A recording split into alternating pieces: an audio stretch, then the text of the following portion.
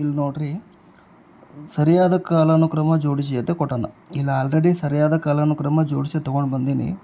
ಇನ್ನೊಂದು ಏನಪ್ಪ ಅಂದ್ರೆ ಅಲ್ಲಿ ಹಿಂದೆ ಮುಂದೆ ಕೊಟ್ಟಿರ್ತಾನೆ 1 2 3 4 ಅಂತ 4 ಕ್ವಶನ್, ಈ ಥರ 4 ಆಪ್ಷನ್ ಕೊಟ್ಟು ಆಮೇಲೆ ಅದ್ರ ಮುಂದೆ ಕಡೆ ಹಿಂದೆ ಮುಂದೆ ಕೊಟ್ಟಿರ್ತಾನೆ, ಅಥವಾ ಇದನ್ನು ಹಿಂದೆ ಮುಂದೆ ಕೊಟ್ಟು ಅಲ್ಲಿ ಎದುರುಗಡೆ ಕರೆಕ್ಟಾಗಿ ಕೊಟ್ಟಿರ್ತಾನೆ. ಹೀಗಾಗಿ ಆಲ್ರೆಡಿ KA ಏನು ಮಾಡಕತ್ತಾರಪ್ಪ ಅಂದ್ರೆ ಪ್ರತಿಯೊಂದು ಕ್ವಶನ್ನು ಎಲಿಮಿನೇಟ್ ಮಾಡೋಕ್ಕೆ ತೆಗಿಲಕತ್ತಾನ. ಅಲ್ಲಿ ಯಾವುದು ಕರೆಕ್ಟು ಯಾವುದು ರೈಟು ಅಂದ್ರೆ ಏನು ಗೊತ್ತಾ, ಬಂದು 4 ಆಪ್ಷನ್ನು ಕರೆಕ್ಟ್ ಕೊಡ್ಬೋದವ. 4 ಆಪ್ಷನ್ 1 2 ರೈಟ್ ಕೊಡ್ಬೋದು, 3 ಕರೆಕ್ಟ್ ಕೊಡ್ಬೋದು. ಅವ್ನ ಮನ್ಸು ಬಂದಂಗೆ ತೆಗಿಯಕತ್ತಾನ. ಪ್ರತಿಯೊಂದು ಆಲ್ಮೋಸ್ಟ್ ಎಕ್ಸಾಮ್ ಹಾಲ್ದಾಗ ಕೂತವ್ರಿಗೆ ಎಲಿಮಿನೇಟ್ ಮಾಡಿ ಹೋಗಿಲಕ್ಕ ಅವ್ನು ಕ್ವಶನ್ ರೈಸ್ ಮಾಡಕತ್ತಾನ. ಇರಲಿ, ಅವ್ರು ಹೆಂಗಾರ ತೆಗಿಲಿ, ಅದಕ್ಕೆ ಪ್ರಿಪೇರ್ ಆಗಿ ನಾವು ಹೋಗೋದು ಅದು ನಮ್ಮ ಕರ್ತವ್ಯ.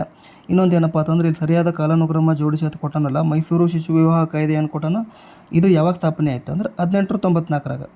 ಇಲ್ಲಿ ಏನಪ್ಪ ನಾವು ಜಾಸ್ತಿ ನಿಜ ಹೇಳ್ಬೇಕಪ್ಪ ಅಂತಂದ್ರೆ ಹಿಸ್ಟ್ರಿ ಒಳಗೆ ಓದ್ಬೇಕಾರೆ, ಇನ್ನು ಬೇರೆ ಸಬ್ಜೆಕ್ಟ್ ಬೇರೆ ಥರ ಮತ್ತು ನಾ ಮಾಡ್ದಾಗ ಹೇಳ್ತೀನಿ ಅಂತ. ಹಿಸ್ಟ್ರಿ ಒಳಗೆ ಈ ಒಂದು ಸಾಮ್ರಾಜ್ಯ ಸ್ಥಾಪನೆ ಆಗ್ಯದಪ್ಪ ಅಂದ್ರೆ ಸ್ಥಾಪನೆ ಆಗಿದ್ದು ರಾಜ ಯಾರು, ಪ್ರಸಿದ್ಧ ರಾಜ ಯಾರು, ಸ್ಥಾಪನೆ ಮಾಡಿದ ರಾಜ ಯಾರು, ಮತ್ತು ಯಾರು ಯುದ್ಧ ಮಾಡಿದ್ರು ಅನ್ನೋದಕ್ಕಿಂತ ಅದು ಎಷ್ಟು ಓದ್ತೀವಿ ಅನ್ನೋದಕ್ಕಿಂತನೂ ಅವರು ಕಲೆ, ಸಾಹಿತ್ಯ, ವಾಸ್ತುಶಿಲ್ಪ, ಸಾಮಾಜಿಕ ಕೊಡುಗೆ, ರಾಜಕೀಯ ಕೊಡುಗೆ, ಆರ್ಥಿಕ ಕೊಡುಗೆಗಳ ಮೇಲೆ ಜಾಸ್ತಿ ಇಂಟ್ರೆಸ್ಟ್ ಕೊಟ್ಟು ಓದೋದ್ರು ತುಂಬ ಇಂಪಾರ್ಟೆಂಟ್. ಆಲ್ಮೋಸ್ಟ್ ಈಗ KA ಅದೇ ಥರ ಕ್ವಶನ್ ಮಾಡಕತ್ತಾನ. ತೆಗ್ದಾನ, ಡೈರೆಕ್ಟ್ ಕ್ವಶನ್ ತೆಗೆದೇ ಬಿಟ್ಬಿಟ್ಟಾನಾಗೇನ. ಆಲ್ಮೋಸ್ಟ್ ಅವ ಯಾರು ಸ್ಥಾಪನೆ ಮಾಡಿದ್ರು, ಯಾರ ಮಧ್ಯೆ ಯಾವ ಯುದ್ಧ ನಡೀತು ಅನ್ನೋದೇ ಕೇಳೋದೇ ಬಿಟ್ಬಿಟ್ಟಾನ. 4 ಯುದ್ಧ ಕೊಡ್ತಾನೆ, ಈ 4 ಯುದ್ಧ ಯಾರ್ಯಾರ ಮಧ್ಯೆ ನಡೀತದೆ ಕೇಳ್ತಾನೆ. ಈ ಥರ ಕ್ವಶನ್ ಕೊಟ್ಟಾಗ ನಾವು ಪ್ರತಿಯೊಂದು ಯುದ್ಧನೂ ನೋಡ್ಕೋಬೇಕು, ಪ್ರತಿಯೊಂದು ಕಲೆ ವಾಸ್ತುಶಿಲ್ಪ ನೋಡ್ಕೋಬೇಕು, ಅಥವಾ ಯಾವ ಕವಿ, ಯಾವಾಗ ನಾಟಕಕಾರ, ಪ್ರತಿಯೊಬ್ಬರು ಸಾಹಿತಿಗಳು ಯಾರ್ಯಾರು ಆಸ್ಥಾನದಾಗಿದ್ದರು, ಯಾರ್ಯಾರು ಆಸ್ಥಾನಕ್ಕೆ ಸಂಬಂಧಪಟ್ಟರು, ಇದನ್ನೆಲ್ಲ ನೋಡ್ಕೊಂಡ್ರೆ ತುಂಬ ಬೆಟರ್ ಅನ್ನಿಸ್ತದೆ.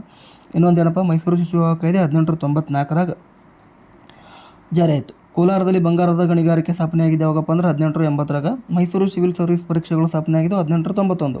ಇನ್ನು ಶಿವನಸಮುದ್ರ ಜಲವಿದ್ಯುತ್ ಯೋಜನೆ ಅಂದ್ರೆ ಆಲ್ಮೋಸ್ಟ್ ಎಲ್ರಿಗೂ ಚಿರಪರಿಚಿತನೇ ಇರ್ತದೆ, 1902ರಾಗ. ಇನ್ನೊಂದು ಇಲ್ಲಿ ಸಂಪಾದಕರನ್ನು ಸರಿಯಾಗಿ ಹೊಂದಿಸಿ ಬರೆಯಿರತ್ತೆ ಕೊಟ್ಟಾನ. ಇಲ್ಲಿ ಏನಪ್ಪ ಅಂತಂದ್ರೆ ಆಲ್ರೆಡಿ ಒಂದು ಕವನ ಸಂಕಲನ ಅದ, ಇನ್ನು 3 ಅದಾವ. 3 ಪತ್ರಿಕೆಗಳದಾವ, ನಮ್ಮ ಕರ್ನಾಟಕದ ಸ್ಥಾಪನೆ ಆಗಿರೋ ಪತ್ರಿಕೆಗಳದಾವ. ಕನ್ನಡ ಭೌತ ಎಂಬುದು ಒಂದು ಕವನ ಸಂಕಲನ ಆಗಿದ್ದು ಇದು BM ಶ್ರೀಕಂಠಯ್ಯ ರಚನೆ ಮಾಡಿದ್ದಾಗ್ಯದ. ಇನ್ನು ಕರ್ಮವೀರ ಎಂಬುದೊಂದು ಪತ್ರಿಕೆ, ಇದು ಕೂಡ ಈ ಪತ್ರಿಕೆ RR ದಿವಾಕರ್ ಅವರು ಸ್ಥಾಪನೆ ಮಾಡ್ಯಾರ.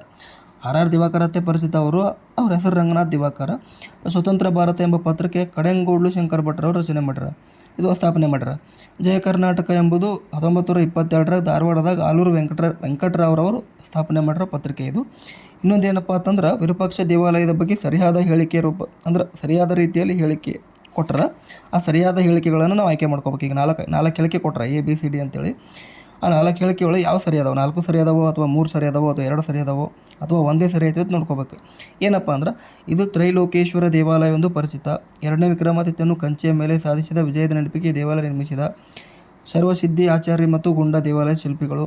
ತ್ರೈಲೋಕ ಮಹಾದೇವಿ ಈ ದೇವಾಲಯ ನಿರ್ಮಿಸಿದಳು ಅಂತ ಕೊಟ್ಟಾನ. ಇಲ್ಲಿ ಇದು ತ್ರೈಲೋಕೇಶ್ವರ ದೇವಾಲಯ ಎಂದು ಪರಿಚಿತ ಅಂತ ಕೊಟ್ಟಾನ. ಇದು ತ್ರೈಲೋಕೇಶ್ವರ ದೇವಾಲಯ ಅಲ್ಲ, ಬರೀ ಲೋಕೇಶ್ವರ ದೇವಾಲಯ, ವಿರೂಪಾಕ್ಷ ದೇವಾಲಯ, ಲೋಕೇಶ್ವರ ದೇವಾಲಯ ಅಂತ ಹೇಳ್ಕಿರೆ ಆಗ್ತದ. 2ನೇ ವಿಕ್ರಮಾದಿತ್ಯನು ಕಂಚಿಯ ಮೇಲೆ ಸಾಧಿಸಿದ ವಿಜಯದ ನೆನಪಿಗಾಗಿ ಈ ದೇವಾಲಯ ನಿರ್ಮಿಸಿದ್ದು, ಇದು ಆಪ್ಷನ್ ರೈಟ್ ಆಗ್ತದೆ. ಸರ್ವಸಿದ್ಧಿ ಆಚಾರ್ಯ ಮತ್ತು ಗುಂಡ ದೇವಾಲಯ ಶಿಲ್ಪಿಗಳು, ಇದು ಆಪ್ಷನ್ ಕೂಡ ರೈಟ್ ಆಗ್ತದೆ. ಇನ್ನು ತ್ರೈಲೋಕ ಮಹಾದೇವಿ ಈ ದೇವಾಲಯ ನಿರ್ಮಿಸಿದಳು, ಇದು ಆಪ್ಷನ್ ತಪ್ಪಾಗ್ತದೆ. A ಮತ್ತು D ತಪ್ಪಾಗ್ತದೆ, B ಮತ್ತು C ರೈಟ್ ಅದಾವ. ತ್ರೈಲೋಕ ಮಹಾದೇವಿಯು ಮಲ್ಲಿಕಾರ್ಜುನ ದೇವಾಲಯ ನಿರ್ಮಿಸ್ತಾಳ, ಅಥವಾ ತ್ರೈಲೋಕೇಶ್ವರ ದೇವಾಲಯ ನಿರ್ಮಿಸ್ತಾಳ. ಇವಾಗ ಅದನ್ನು ಮಲ್ಲಿಕಾರ್ಜುನ ದೇವಾಲಯ ಅಂತಲೂ ಕರೀತಾರೆ.